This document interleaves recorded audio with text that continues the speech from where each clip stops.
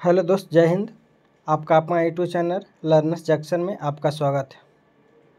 आज फिर आप लोग को NCERT महेश वन वार का फिजिक्स का सेकंड पार्ट लेकर आए हैं। तो चलिए देखते हैं। सेकंड पार्ट स्टार्ट होता है पदार्थों के सामान्य गुण। चलिए देखते हैं पहला क्वेश्चन क्या बोलता है। पहला क्वेश्चन बोलता है कि साबुन के बुलबुले का दाब वायुमंडलीय दाब से कम होता है या अधिक होता है। तो क्या होता है? अधिक होता है। क्या होता है? तो अधिक होता है। बोलता है कि साबुन के बुलबुले का जो दाब वायुमंडलीय दाब से क्या होता है? अधिक होता है। आगे देखते हैं। स्वचालित हाइड्रोलिक ब्रेक यानी कि स्वचालित हाइड्रोलिक ब्रेक किस सिद्धांत पर कार्य करता है? तो किस सिद्धांत पर करता है? पास्कल के सिद्धांत पर कार्य करता है। आगे देखते हैं। आगे बोलता है कि बर्फीले क्षेत्रों में क्या कहता है कि बर्फीले क्षेत्रों में शीतकाल में जब झील की ऊपरी सतह का पानी बर्फ में बदल जाता है, फिर भी उसके अंदर रहने वाले जलीय जीव जीवित रहते हैं, क्योंकि पानी का घनत्व कितना 4 डिग्री पर सबसे अधिक होता है। यानी कि बोलता है कि पानी का घनत्व कितना डिग्री पर अधिक होता है? तो कितना डिग्री पर? 4 डिग्री पर अधिक होता है। इस कारण झील के भीतर पानी नहीं जम जाता है। आगे देखते हैं। बोलता है कि नदी के समुद्र में यानी कि नदी से समुद्र में प्रवेश करने पर किसी जहाज की क्या प्रतिक्रिया होती है? तो क्या प्रतिक्रिया होता है? तो बस समुद्र में कुछ ऊपर उठ जाता है। किसके कारण? समुद्र में ऊपर उठ जाता है। आगे देखते हैं। जब किसी झील की तली से उठकर वायु का बुलबुला ऊपरी सतह पर आता है तो उसके आकार पर क्या प्रभाव पड़ता है? तो उसका आकार क्या होगा? बढ़ जाएगा। आकार क्या होगा? बढ़ जाएगा। आगे देख लेते हैं।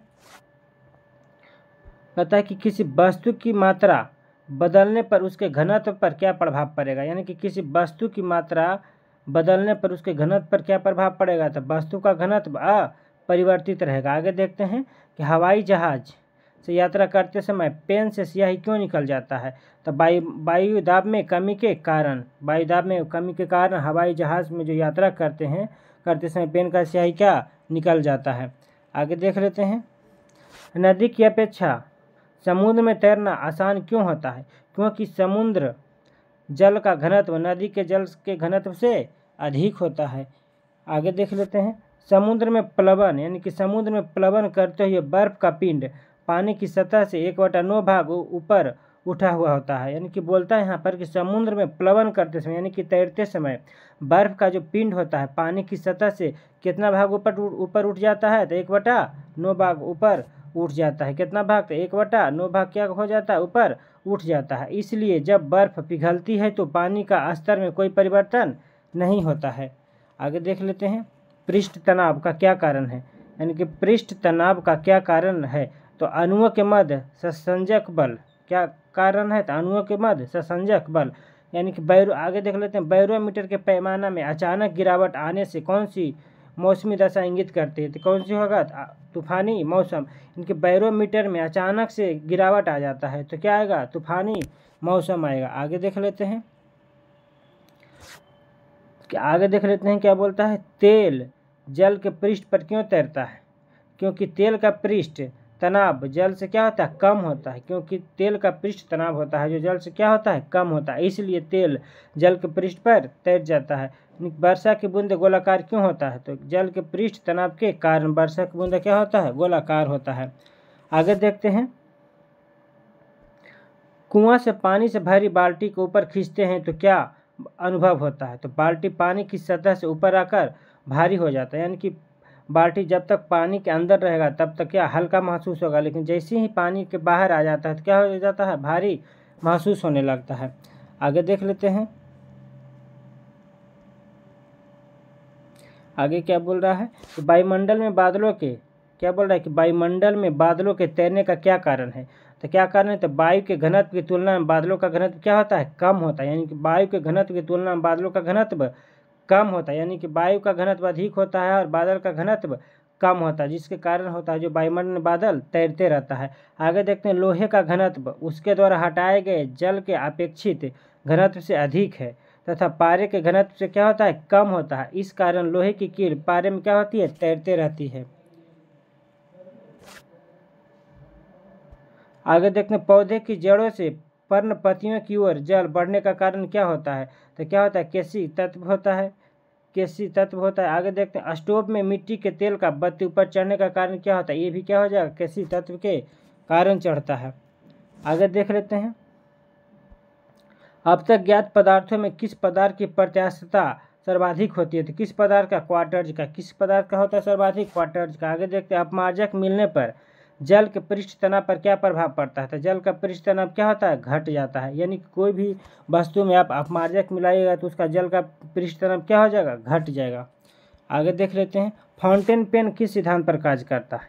यानी फाउंटेन पेन किस सिद्धांत पर कार्य करता है? तो केसी तत्व के सिद्धांत पर कार्य करता है। आगे देख लेते हैं समुद्र तल पर एक वायुमंडलीय दाब का मान कितना होता है? तो 1.013 गुना 10⁵ पास्कल के क्या होता है? बराबर होता है। आगे देख लेते हैं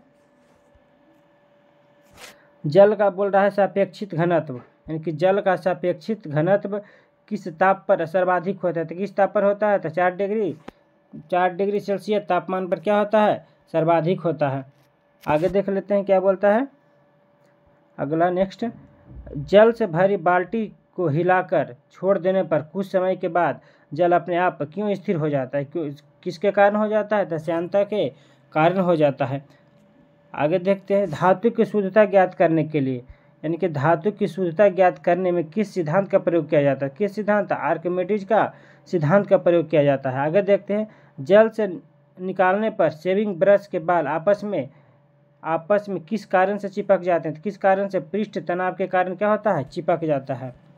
आगे देखते हैं स्टील रबड़ की अपेक्षा क्या बोलता है कि स्टील रबड़ की अपेक्षा अधिक प्रत्यास्थ है। क्यों? क्योंकि स्टील के लिए अधिक विरूपक बल की आवश्यकता होती है। आगे देख लेते हैं वाहनों में स्नेहक तेल का प्रयोग क्यों किया जाता है? यानी कि वाहनों में स्नेहक तेल का प्रयोग क्यों कहा जाता है? क्यों किया जाता है? घर्षण को कम करने के लिए। आगे देखते आंधी आने पर टीन की छत और छप्पर उड़ जाते, क्यों? कि उनके ऊपर का वायुदाब नीचे के वायुदाब से कम हो जाता है। यानी कि बोलता है कि आंधी आने पर टीन की छत या छप्पर उड़ जाते। क्यों उड़ जाता है? क्योंकि वो जो ऊपर का वायुदाब रहता है नीचे के वायुदाब से कम हो जाता है। आगे देखते हैं किसी वस्तु की सतह के लंबवत लगने वाले बल को क्या कहते हैं? तो प्रणोद कहते हैं। क्या कहते हैं?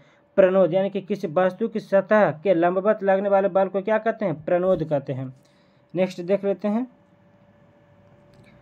नेक्स्ट क्या बोल रहा है नीचे बॉक्स में देखिए जल की श्यानता वायु से अधिक होने के कारण जल की तुलना में वायु में गति करना सरल होता है। यानी कि जल की श्यानता वायु से क्या होता है? अधिक होता है, जिसके कारण जल में वायु में गति करना क्या होता है? सरल होता है। आगे देख लेते हैं अगला चैप्टर क्या है? तरंग गति, यानी कि वेव स्पीड। तो देख लेते हैं इसका क्या बोलता है कि रात्रि दृष्टि उपकरण में प्रयोग किए जाने वाले तरंगे कौन सा है? तो अवरक्त तरंग। कौन सा?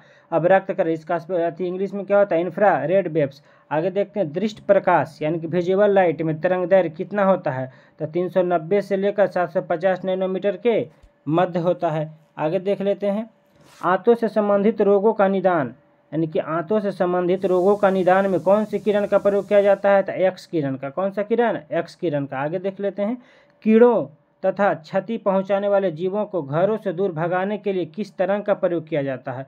तो अल्ट्रासोनिक तरंग का प्रयोग किया जाता है।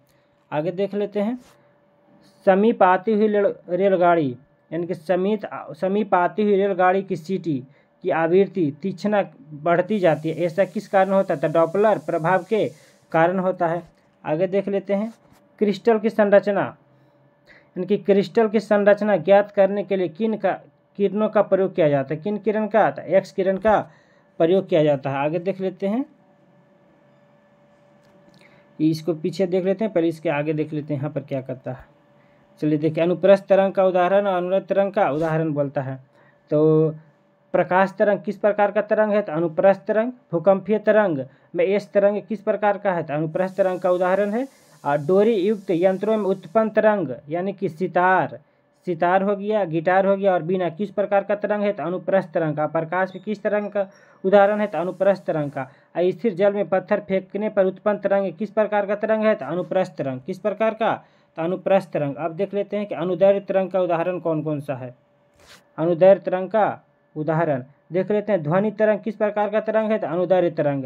भूकंपीय तरंग में पी तरंग किस प्रकार का है? तो अनुदैर्घ्य तरंग। अब भूकंपीय तरंग में एस किस प्रकार का तरंग है? तो अनुप्रस्थ तरंग।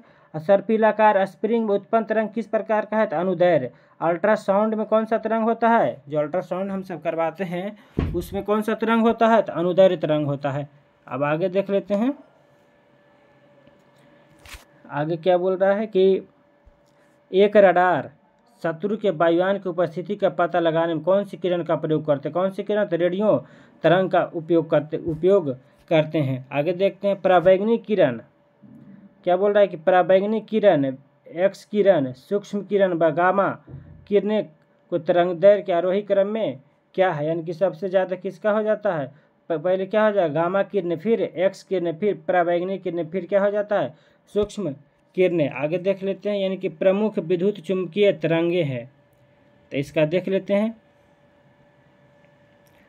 यानी कि गामा किरण। आगे देख लेते क्या बोलता है कि गामा किरण का खोजकर्ता कौन थे? तो पॉल विलार्ड थे। गामा किरण का खोजकर्ता पॉल विलार्ड। इसका तरंग दैर्घ्य का प्रयास कितना होता है? 10⁻−14 मीटर से 10⁻−10 मीटर होता है।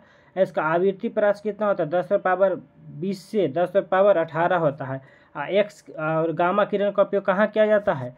तो नाभिकीय अभिक्रिया में किया जाता है। कहाँ किया जाता है? नाभिकीय अभिक्रिया और कृत्रिम रेडियो सक्रियता में किया जाता है। आगे देख लें तो दूसरा क्या कहता है? एक्स किरण। एक्स किरण का खोज किसने किया था? तो डब्ल्यू.सी. रोजांट। किसने किया था? डब्ल्यू.सी. रोजांट। इसका उपयोग कहाँ किया जाता है? चिकित्सा के क्षेत्र में किया जाता है। आगे देख लेते हैं, पराबैंगनी किरण।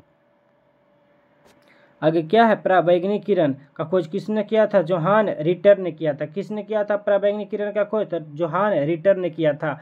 इसका उपयोग कहाँ कहाँ किया जाता है? तो सिंकाई करने में, यानी कि क्या करने में? सिंकाई करने में, प्रकाश विद्युत प्रभाव में उत्पन्न एवं जीवाणुओं को नष्ट करने में किसका उपयोग किया जाता है? तो पराबैंगनी किरण का उपयोग किया जाता है। आगे देखते हैं क्या? दृश्य किरण। क्या बोलता है कि दृश्य किरण, यानी कि दृश्य किरण का खोज किसने किया था? तो न्यूटन ने किया था। किसने किया था? न्यूटन ने किया था। इसका उपयोग कहाँ किया जाता है? वस्तुओं को दिखाई देती, यानी किसकी उपस्थिति में वस्तुओं को दिखाई देता है। बोलेगा किसकी उपस्थिति में वस्तुएं हमें दिखाई देता है? किसकी उपस्थिति में? दृश्य किरणें या विकिरण किरणें। इसका खोज किसने किया था? तो न्यूटन ने किया था। आगे देख रहे थे, अवरक्त किरण का खोज किसने किया था? विलियम हर्शेल ने किया था। और अवरक्त किरण का उपयोग कहाँ किया जाता है? फोटोग्राफी में किया जाता है, सिंकाई एवं टीवी के रिमोट कंट्रोल में किया जाता है। आगे देख लेते हैं, अवरक्त किरण हो गया। उसके बाद अवरक्त किरण के बाद लघु किरण होता, क्या हो जाएगा? आगे देख लेते हैं, लघु किरण। क्या हो जाएगा? लघु किरण। इसका खोज किसने किया था? हेनरिक हर्टज ने किया था। इसका लघु रेडियो तरंग का उपयोग कहाँ किया जाता है? रेडियो में किया जाता है, टेलीविजन में किया जाता है, रडार में किया जाता है और टेलीफोन में किया जाता है। आगे देख रहे थे, दीर्घ रेडियो तरंग। इसका खोज किसने किया था? तो मार्कोनी ने किया था। इसका उपयोग कहाँ किया जाता है? रेडियो में एवं टेलीविजन प्रसारण में। किसका उपयोग किया जाता है? तो दीर्घ किरण का प्रयोग किया जाता है। आगे देख लेते हैं, अगला क्या कहता है कि दीर्घ रेडियो तरंग वायुमंडल के किस परत में परावर्तित होती है? कौन सा परत में? आयन मंडल में। आगे देख लेते हैं, कुलिज नलिका का प्रयोग कौन सी किरणें उत्पन्न करने के लिए किया जाता है? कौन सा किरण? तो एक्स किरण का प्रयोग किया जाता है। आगे देख लेते हैं, कोबाल्ट 60 सामान्यतः विकिरण चिकित्सा में प्रयोग किया जाता है। किस विकिरण में? तो गामा किरणों के उत्सर्जन के कारण, गामा किरणों के उत्सर्जन के कारण। आगे इधर देख लेते हैं, इनके बंद चूल्हे में किसका प्रयोग किया जाता है? तो सूक्ष्म तरंग का। किसका? सूक्ष्म तरंग। इसको क्या कहते हैं? माइक्रोवेव का। आगे देख लेते हैं, सुदूर संवेदी युक्त नियंत्रण में किसका में एक अंतर्निर्मित स्रोत है? किसका है? तो अवरक्त किरण का है। आगे देख लेते हैं, दो उत्तरोत्तर श्रृंग, यानी कि दो उत्तरोत्तर श्रृंग अथवा दो उत्तरोत्तर गर्त के बीच के दूरी को क्या कहते हैं? तो तरंगदैर्घ्य कहते हैं। क्या कहते हैं? तरंगदैर्घ्य कहते हैं। आगे देख लेते हैं, नीचे में जो बॉक्स है वो क्या बोल रहा है, तो चलिए देखते हैं। बॉक्स बोला नीचे, समुद्र में डूबी हुई वस्तुओं का पता लगाने के लिए प्रयुक्त किए जाने वाला क्या कहते हैं? सोनार। यानी कि समुद्र में डूबी हुई वस्तुओं का पता लगाने के लिए किसका उपयोग किया जाता है? तो सोनार का। किसका उपयोग किया जाता है? सोनार का। आगे देख लेते हैं, कौन सा चैप्टर आ गया? ध्वनि चैप्टर। कौन सा? ध्वनि। चलिए देखते हैं ध्वनि चैप्टर। चलिए अगला देखते हैं ध्वनि। अगला चैप्टर कौन सा है? ध्वनि। तो चलिए देखते हैं ध्वनि चैप्टर को। आगे बोलता है कि पराध्वनिक जेट से वायुमंडल की किस परत पर क्षति पहुंची है? तो किस परत पर क्षति पहुंचती है? तो ओजोन परत पर। आगे देखते हैं किसे मापने होते डेसिबल इकाई का प्रयोग किया जाता है? डेसिबल इकाई का प्रयोग किसके लिए किया जाता है? ध्वनि की तीव्रता मापने के लिए, यानी कि ध्वनि की तीव्रता किस में मापा जाता है? तो डेसिबल में मापा जाता है। आगे देख लेते हैं ध्वनि के स्रोत व परावर्तित सतह के मध्य न्यूनतम दूरी कितनी होनी चाहिए जिससे कि प्रतिध्वनि स्पष्ट रूप से सुनाई दे सके? कितना होना चाहिए? 16.5 मीटर। कितना मीटर होना चाहिए? तो 16.5 मीटर होना चाहिए। आगे देख लेते हैं आगे क्या बोलता है कि वायु में ध्वनि का वेग कितना होता है? तो वायु में ध्वनि का वेग कितना होता है? 343 मीटर प्रति सेकेंड। और समुद्र तल से बोलेगा कितना, मतलब कि 20 डिग्री सेल्सियस पर समुद्र तल से ध्वनि का वेग कितना होता है? 343 मीटर प्रति सेकेंड होता है। आगे देख लेते सिनेमा घरों, बड़े सभाघरों आदि में ध्वनि स्रोत बंद होने के बाद कुछ देर तक सुनाई देती रहती है। इसका कारण क्या होता है? अनुरणन। क्या होता है? अनुरणन के कारण सुनाई देते रहती है। आगे देख लेते हैं क्या कहता है कि चंद्रमा के धरातल पर, यानी कि चंद्रमा के धरातल पर दो व्यक्ति एक दूसरे की बात नहीं सुन सकते हैं। इसका कारण क्या है? क्योंकि चंद्रमा पर वायुमंडल नहीं है, जिसके कारण दो व्यक्ति चंद्रमा पर एक दूसरे की बात नहीं सुन सकते हैं। आगे देखते हैं कि जैव पद्धति जिसमें पराश्रव्य ध्वनि का प्रयोग किया जाता है उसे क्या कहते हैं? तो सोनोग्राफी। क्या कहते हैं? सोनोग्राफी। यानी कि सोनोग्राफी में किस ध्वनि का प्रयोग किया जाता है? तो पराश्रव्य ध्वनि का प्रयोग किया जाता है। आगे देख लेते हैं अगला क्या बोलता है कि विश्व स्वास्थ्य संगठन के अनुसार 45 डेसिबल की तीव्रता वाली ध्वनि मानव के लिए उपयुक्त है। यानी कि बोलेगा कि विश्व स्वास्थ्य संगठन के अनुसार ध्वनि मानव के लिए सबसे युक्त ध्वनि कितना डेसिबल का होता है? तो 45 डेसिबल का। कितना डेसिबल का? 45 डेसिबल का। आगे देखते हैं कि चमगादड़ अंधेरी रातों में उड़ सकते हैं और अपनी शिकार भी कर सकते हैं। इसका कारण क्या है? क्योंकि वे पराध्वनिक तरंग उत्पन्न करते हैं और उन्हीं के द्वारा वो क्या निर्देशित होते हैं। आगे देख लेते हैं टीवी रिमोट में किस तरंग का प्रयोग किया जाता है? यानी कि टीवी रिमोट में किस तरंग का प्रयोग किया जाता है? तो अवरक्त तरंग का। किस तरंग का? अवरक्त तरंग का। आगे देख लेते हैं ध्वनि स्रोत हो गया और तीव्रता, यानी कि डेसिबल में किसका डेसिबल कितना होता है। आगे देखिए यानी कि साधारण बातचीत में कितना डेसिबल का प्रयोग होता है? 30 से 40। तेज बातचीत में बोलेगा तो 50 से 60। तेज संगीत या स्वर में बोलेगा तो 80 डेसिबल से अधिक। पेड़ के पत्ते से सरसराहट में कितना डेसिबल का प्रयोग होता है? 10 से 20। सायरन यानी कि पुलिस या एम्बुलेंस में कितना रहता है? 110 से 120 डेसिबल। जेट विमान का कितना रहता है? 140 से 150। औद्योगिक यंत्र या संयंत्र या कारखाने का कितना होता है? 110 से 120 डेसिबल का प्रयोग किया जाता है। और आगे देख लेते हैं इधर कि टेलीविज़न के ग्राही क्या कहता है कि टेलीविज़न के ग्राही दूरस्थ नियंत्रण में कौन सी विद्युत चुंबकीय विकिरण प्रयोग में लाया जाता है? कौन सा लाया जाता है? तो अवरक्त विकिरण लाया जाता है। आगे देख लेते हैं जब सितार और बांसुरी पर एक ही स्वर बजाया जाए तो उससे उत्पन्न ध्वनि का भेद ध्वनि गुणता के आधार पर किया जा सकता है। किस पर? तो ध्वनि गुणता के आधार पर किया जा सकता है। आगे देख लेते हैं जब लोहा क्या कहता है कि जल लोहा नाइट्रोजन में ध्वनि के वेग का आरोही क्रम क्या है? यानी कि सबसे ज़्यादा ध्वनि का वेग किस में होगा? तो लोहा में, उसके बाद जल में, उसके बाद नाइट्रोजन में होगा। आगे देख लेते हैं ध्वनि की चाल ठोस माध्यम में सर्वाधिक होता है। यानी कि ध्वनि की चाल किस माध्यम में सर्वाधिक होता है? तो ठोस माध्यम में होता है। द्रव माध्यम में उससे कम और गैस माध्यम में सबसे कम। यानी कि ध्वनि का जो वेग होता है गैस में सबसे अधिक कहाँ होता है? तो ठोस में होता है। उसके बाद कहाँ होता है? द्रव में। उसके बाद सबसे कम किस में होता है? तो गैस में होता है। किस में होता है? तो गैस में होता है। आगे देख लेते हैं तापमान का ध्वनि के वेग पर क्या प्रभाव पड़ता है? यानी कि तापमान का ध्वनि के वेग पर क्या प्रभाव पड़ता है? तो तापमान के घटने से ध्वनि का वेग घटता है। यानी कि तापमान अगर घटेगा तो ध्वनि का वेग घटेगा और तापमान बढ़ेगा तो ध्वनि का वेग बढ़ेगा।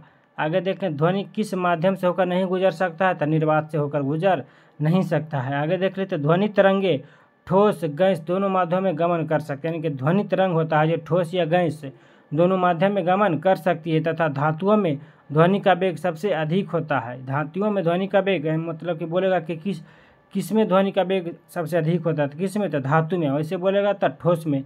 देखते हैं आगे क्या कहता है कि स्टेथोस्कोप किस सिद्धांत पर कार्य करता है, यानी कि स्टेथोस्कोप किस सिद्धांत पर कार्य करता है, तो ध्वनि के परिवर्तन के सिद्धांत पर कार्य करता है। आगे देखते हैं एक्सकॉस्टिक्स में किसका अध्ययन किया जाता है, तो ध्वनि का, यानी कि ध्वनि का अध्ययन क्या कहलाता है, एक्सटॉक्सिक क्या कहलाता है, एकॉस्टिक्स।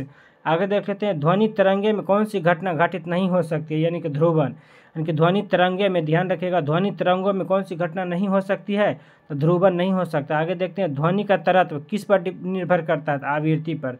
ध्वनि का तरत्व किस पर आवृत्ति निर्भर करता है, तो आवृत्ति पर निर्भर करता है। किस पर, तो आवृत्ति पर निर्भर करता है। आगे देख ले प्रतिध्वनि का उदाहरण क्या है, बोलता है कि प्रतिध्वनि यानी कि को का कारण क्या होता है, ध्वनि तरंगों का प्रवर्तन। क्या होता है, ध्वनि तरंगों का प्रवर्तन के कारण क्या होता है, प्रतिध्वनि दिखाई देता है। आगे देखते हैं परश्रव्य तरंग की आवृत्ति लगभग कितना होता है, तो 20,000 हर्ट्ज से अधिक होता है।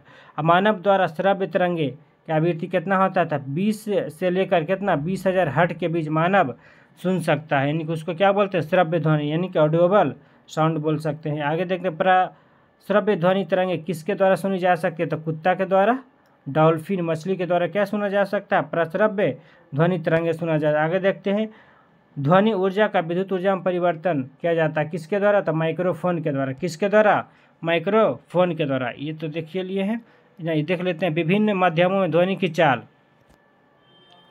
देख लेते हैं, यानी कि 25 डिग्री सेल्सियस पर सबसे अधिक किसका होता है, तो एल्युमिनियम का कितना होता है, 6420। उसके बाद स्टील का 5960, लोहा का कितना 5950, कांच का कितना 3980, और जल का 0 डिग्री पर कितना 1420, कितना 1420। और गैस में देखिएगा तो वायु में कितना होता है 332 मीटर प्रति सेकेंड ध्वनि के 4। ऑक्सीजन में कितना होता है 316, हाइड्रोजन में 1286, समुद्री जल में 1533, सामान्य जल में कितना 1493।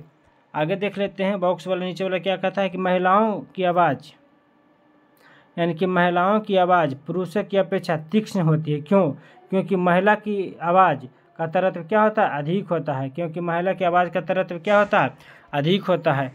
और आगे देख लेते हैं अगला चैप्टर कौन सा है, तो अगला चैप्टर है ऊष्मा एवं ऊष्मा गतिकी है अगला चैप्टर। आगे देख लेते हैं क्या बोलता है, हाइड्रोजन से भरे हुए गुब्बारों को पृथ्वी से छोड़ने पर गुब्बारे में क्या परिवर्तन होता है, यानी कि बोलता है कि हाइड्रोजन से भरे हुए गुब्बारे को पृथ्वी से छोड़ने पर क्या परिवर्तन होगा, तो गुब्बारे का आयाम क्या होगा, गुब्बारे का आयाम में वृद्धि हो जाएगा।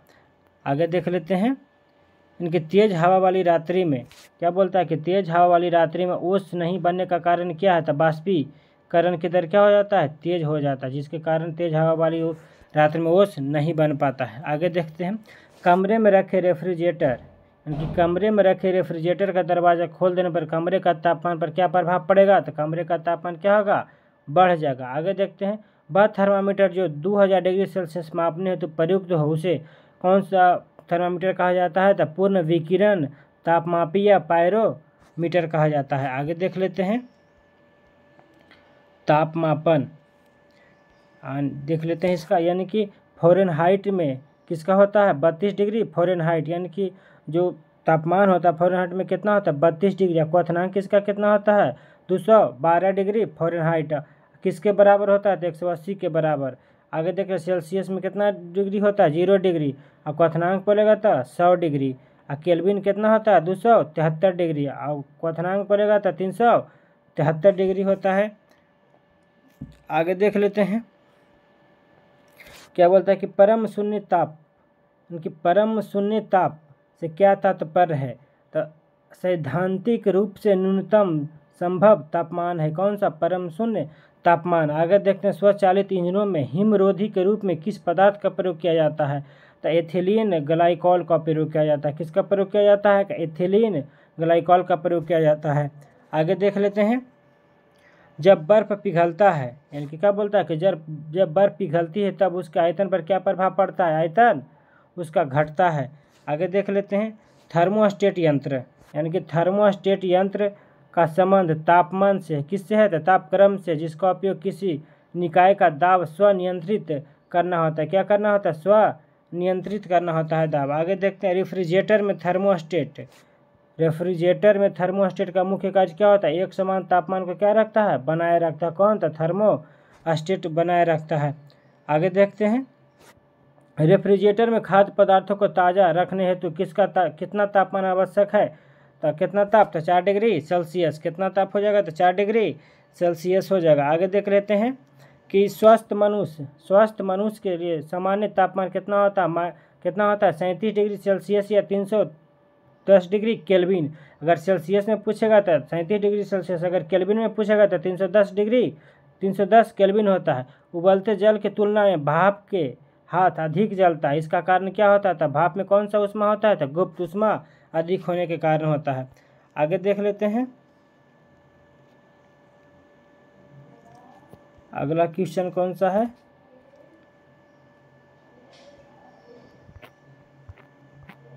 और आगे है पानी में साधारण नमक मिलाने पर पानी का क्वथनांक बिंदु क्या हो जाता है? बढ़ जाता है तथा हिमांक बिंदु क्या होता है? घट जाता है। यानी कि सेंटीग्रेड एवं फ़ारेनहाइट तापमान कितने डिग्री पर एक समान रहता है? कितना डिग्री? माइनस कितना डिग्री हो जाएगा? तो -40 डिग्री, सॉरी कितना हो जाएगा? -40 डिग्री हो जाएगा। आगे देख लेते हैं शीशे की छड़ जब भाप में रखी जाती है, क्या कहता है कि शीशे की छड़ जब भाप में रखी जाती है तो इसका लंबाई पर क्या प्रभाव पड़ता है? तो लंबाई क्या हो जाता है? बढ़ जाता है। आगे देखते हैं सर्दियों में लोहे के टुकड़े और लकड़ी के टुकड़े को छूने पर लोहे का टुकड़ा ठंडा क्यों लगता है? क्योंकि लकड़ी की तुलना में लोहा होता है जो ऊष्मा का क्या होता है? अधिक सुचालक होता है। आगे देख लेते हैं क्या बोलता है कि यदि वायु का तापमान बढ़ता है तो उसकी जलवाष्प ग्रहण करने की क्षमता पर क्या प्रभाव पड़ेगा? उसके जलवाष्प ग्रहण करने की क्षमता क्या होगा? बढ़ेगा। आगे देखते हैं पदार्थ की ऊष्माधारिता किस पर निर्भर करता है? तो पदार्थ की विशिष्ट ऊष्मा पर निर्भर करता है। आगे देख लेते हैं साफ मेघ रहित रातों की तुलना में मेघाच्छित रातों में अपेक्षाकृत अधिक गर्म होती है, क्योंकि बादल पृथ्वी तथा हवा से ऊष्मा के विकिरण को क्या करते हैं? रोक देते हैं। कि जब जल को 0 डिग्री सेल्सियस से 10 डिग्री सेल्सियस तक गर्म किया जाता है तो इसके आयतन पर क्या प्रभाव पड़ेगा? तो पहले घटेगा फिर बढ़ेगा। आगे देख लेते हैं दाब बढ़ने पर जल का क्वथनांक पर क्या प्रभाव पड़ेगा? तो जल का क्वथनांक क्या होगा? बढ़ जाएगा। जल का क्वथनांक बढ़ जाएगा। आगे देख लेते हैं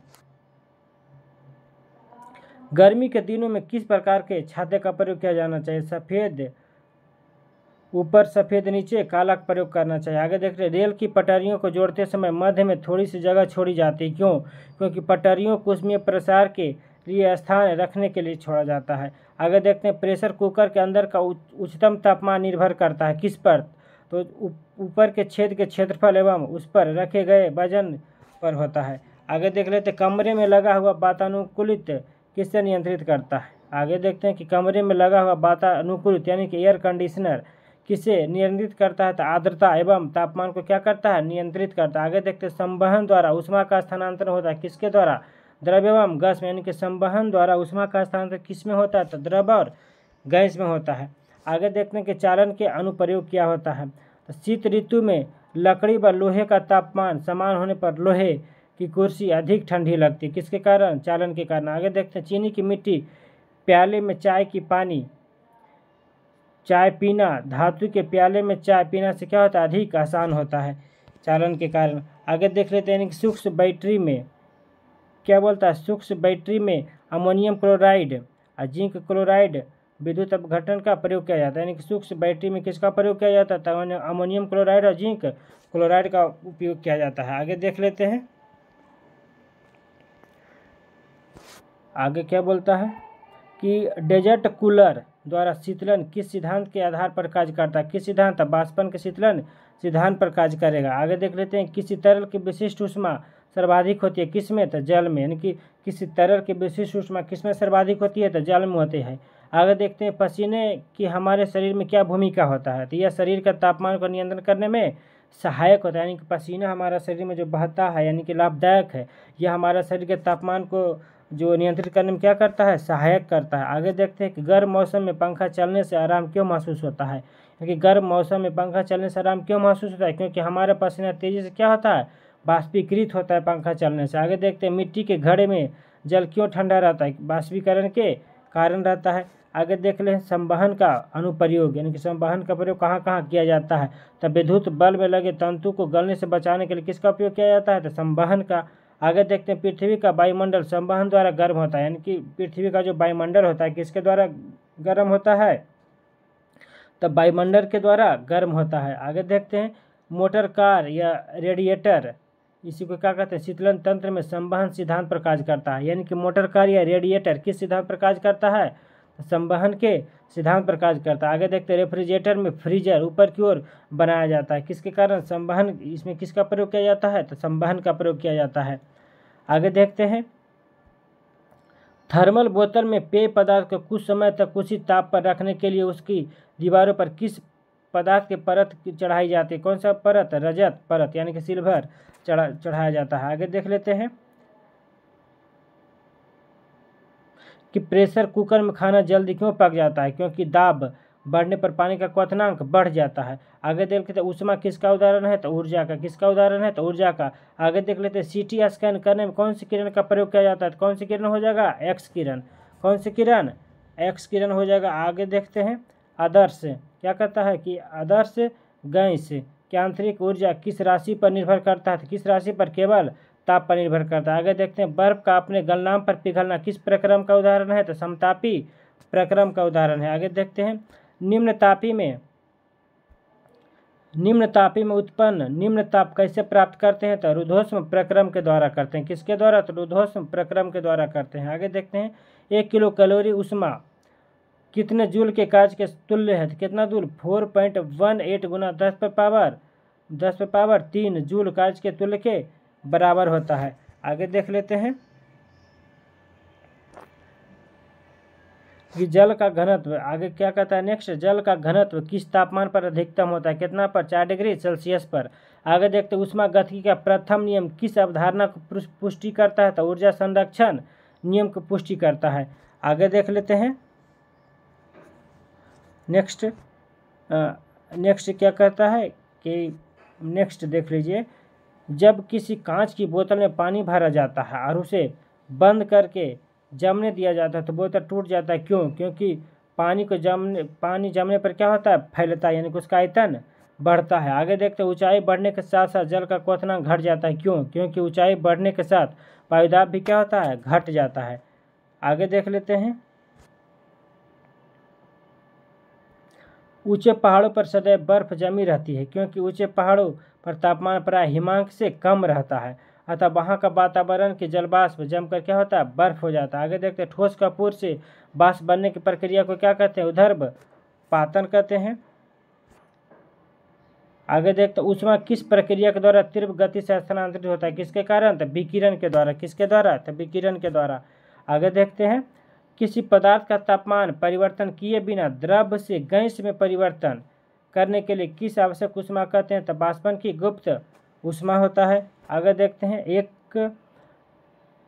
कृष्णिना किससे उत्सर्जित करता है, सभी तरंगदैर्घ्य का विकिरण उत्सर्जित करता है। आगे देखते हैं एथिल अल्कोहल किस तापमान पर जमता है, याद रखिएगा ये क्वेश्चन इंपॉर्टेंट है कि एथिल अल्कोहल किस तापमान पर जमता है, किस तापमान पर, 114 डिग्री, कितना पर, 114 डिग्री पर जमता है। आगे देख लेते हैं अगला क्या कहता है कि तारों के अंदर ऊर्जा उत्पादन के लिए कौन सी अभिक्रिया होती है, तो कौन सी अभिक्रिया, तापनाभिकीय अभिक्रियाएं होती है। आगे देखते हैं तारों का रंग क्या प्रदर्शित करता है, उसका तापमान प्रदर्शित करता है। आगे देख लेते हैं एथेनॉल के वाणिज्यिक क्या कहता है कि एथेनॉल के वाणिज्यिक उत्पादन के लिए किस खमीर का प्रयोग किया जाता है, तो क्या हो जाएगा, सेकेरोमाइसिस सेरेबेसी का प्रयोग किया जाता है। आगे देता है ऊनी कपड़े शरीर को गर्म क्यों रखते हैं, क्योंकि ऊन ऊष्मा का एक खराब चालक है। आगे देख लेते हैं बोलते हैं ऊष्मा की वह मात्रा जो किसी पदार्थ के 1 किलोग्राम को उसके क्वथनांक बिंदु पर वाष्प में परिवर्तन करने के लिए प्रदान किया जाता है उसे क्या कहते हैं, वाष्प की गुप्त ऊष्मा कहा जाता है। आगे देख लेते हैं बॉक्स वाला क्या बोलता है, बॉक्स जो लास्ट में है यानी कि बहुत बड़ा है। देख लेते हैं। गर्मियों में सफ़ेद कपड़े पहनना अधिक लाभदायक होता है। क्यों? क्योंकि सफ़ेद कपड़े ऊष्मा का अधिकांश भाग को क्या करता है? प्रवर्तित कर देता है। तो ठीक है, आगे फिर नेक्स्ट वीडियो में दिया जाएगा। Thank you. अगर अच्छा लगे तो सब्सक्राइब कीजिए, लाइक